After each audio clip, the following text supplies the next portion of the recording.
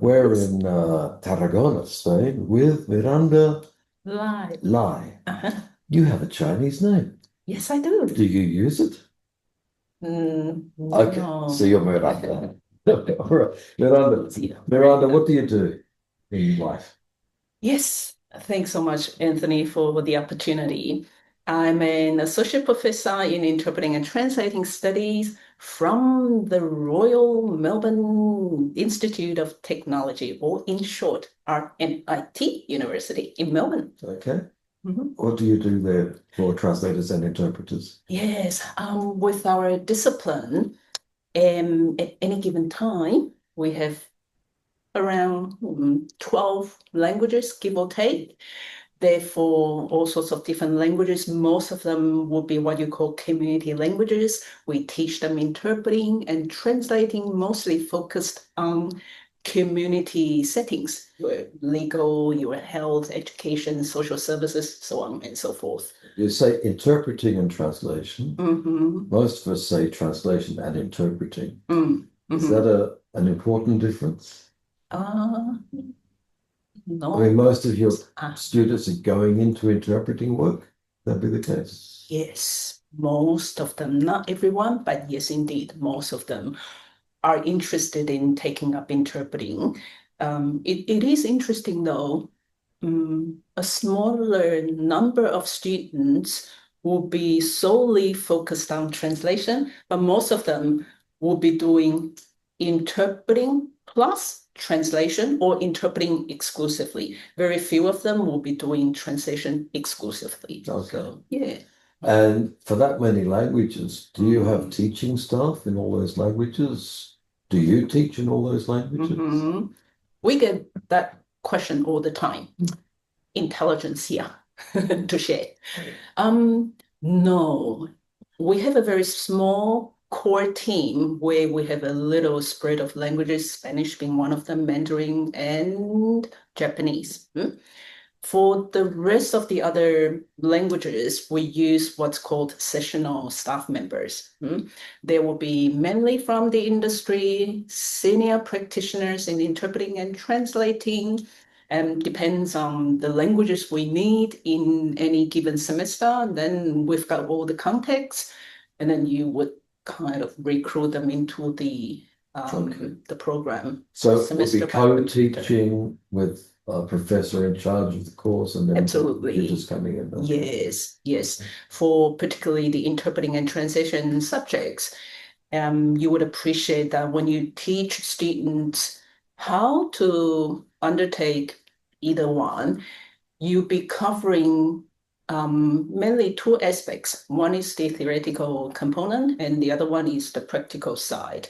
Therefore, people on staff like myself will be covering the theoretical front, and then our very valuable sessional staff members will come in and then take up the practical side because they are in the industry day in, day out. Therefore, the best person to guide the students.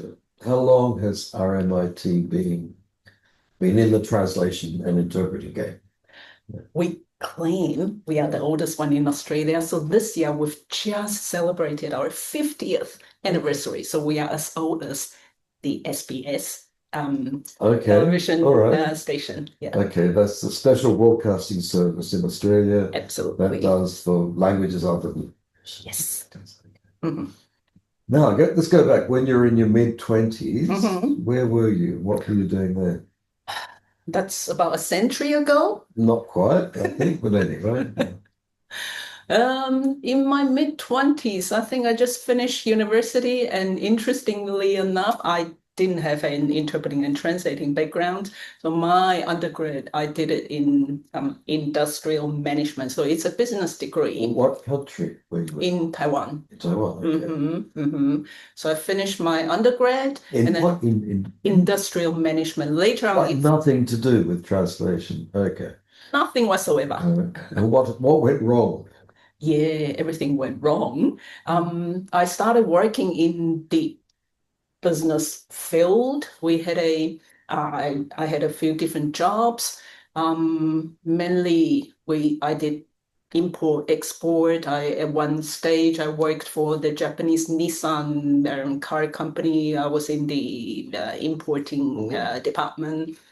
And then a few years down the track, my father had a family business, and that's when we migrated to Australia. Okay. And I was helping my father with the family business. And then a few years down the track, we sold the business. And then I started wondering, though I was already in my 30s, and I started wondering, well, what should I do for myself? And then that's when I thought, okay, I was passionate about language, interpreting, translating, and that's when I went to RMIT to study. Okay. And then I stayed. Yeah, I started practicing, and then my teacher asked me, Miranda, do you want to teach? I'm like, I have never ever been a teacher. If you give me the opportunity, I'll give it a go. And that's how I started. Okay, so always you've been all the time at RMIT. Yeah, I was a sessional teacher back then. So I was practicing and then I was teaching sessionally. And then at a point, I was lucky enough, there was a vacancy and then I applied, I got in, but that was a TAFE, vocational education program. Back then, we didn't have postgrad. So I got in the TAFE sector of TNI, translating and interpreting. And I was teaching and coordinating the programs there for, I think, around 10 years, until a point that we started introducing a master's degree there. And then I started doing a PhD in police interpreting. And then later on, I exited the TAFE sector. And then mainly these days, I work in higher education. So you did your PhD at RMIT? Yes. Oh. Mm-hmm. Okay. This leads, I mean, you specialize now in training interpreters or interpreting for police? Mainly in interpreting, that's my research area, and particularly in police interpreting, that's what I did in my PhD. Okay. So police interpreting, that really is my field. Okay. Is that different, very different from court interpreting? Similar and different in different perspectives. In terms of the legal language itself, probably not that different. It's a mixture of lay language and police specialized language. In a very important sense, police interpreting, why was I interested, and I am still, why am I interested in it? It's because in a court setting, court interpreting, it's out there for everyone to monitor, if you like, whereas in police interpreting is behind closed doors.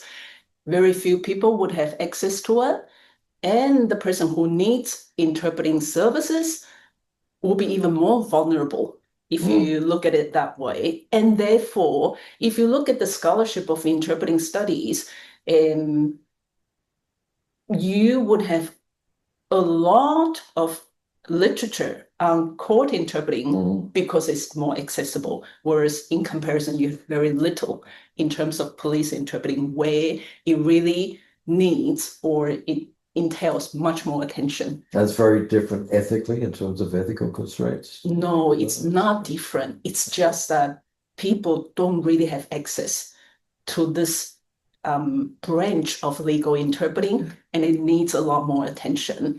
Interpreters going in a police interpreting setting, you might knowingly or unknowingly kind of wreck the whole thing, whereas the person who, particularly an accused in that situation, it is actually very precarious. So yeah, it needs a lot of attention and a lot of contribution to this particular subfield. So this is perhaps a superfluous question. What kind of research do you think we need in translation and interpreting studies? I'm a huge fan and practitioner. I practice that of applied research. I'm not that good in theoretical research.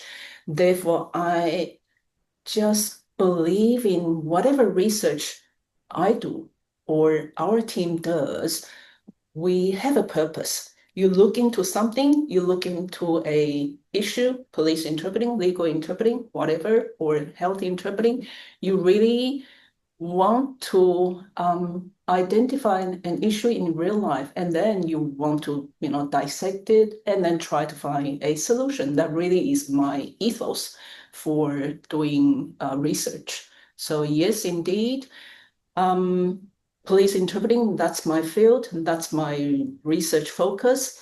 More recently, I also go into even more specialized area in police interpreting. I look into police covert recordings. A lot of times police have to go. Like phone taps. Yeah, phone taps. So that's why I was interested in the ethics. But anyway, yes, okay. yes. So these days I look into police covert recordings, and a lot of times in these recordings, you don't only have English, you've got other languages in it. Therefore, how do you decipher these phone taps? A lot of times the sound quality is poor. Most importantly, these recordings, interpreters or translators for that matter, when you are engaged to listen to it and try to decipher whatever is quote on tape, you are doing it completely without any context. Yeah, you're listening it in code, not to mention, people's use of dialects, socialects, and coded language if they suspect that they've been tapped. Therefore, it's very, very challenging. So these days, I look into pay special attention to that particular field as well. Does this overlap then with forensic linguistics? It does. It does. Yes. But in an interesting way, forensic linguistics, again, if you look at monolingually in English, you've got a lot of literature. But of course, in our field, T&I, cross-lingual or interlingual, in comparison, you've got much less literature. Again, a very worthy field or subfield for us to contribute to, because you don't have that much literature. Plenty of work to be done. Yes. Miranda, thank you very, very much. My pleasure. Great.